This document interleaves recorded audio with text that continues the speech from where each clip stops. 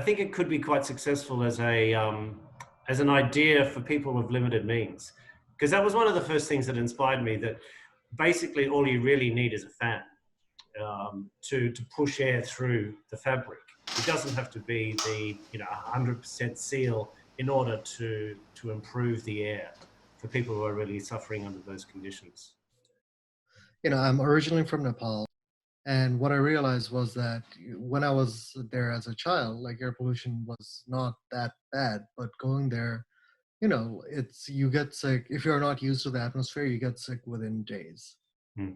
right? And then it takes a little bit of time for you to be okay with it. But, most people have to live in that. There was a lot of potential for the technology to break out of the lab and have real impact on people. And a mechanism for creating that was through social entrepreneurship and double bottom line ventures. So we decided to create a social enterprise around the technology. And initially, as Gino mentioned, focusing on emerging markets.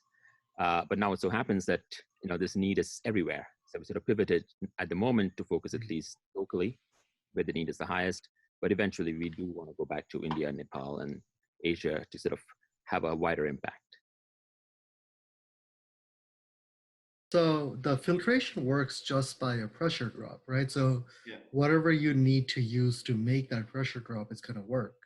That's pretty much what we do when we breathe in through a mask, right? Like the pressure drop across the lungs, from your lungs is what actually drives the filtration. So there's no reason that wouldn't work if you actually use it in a larger area, like like a curtain, like with any sort of fabric that you can think of, and then have something equipment that drives that pressure drop like a fan.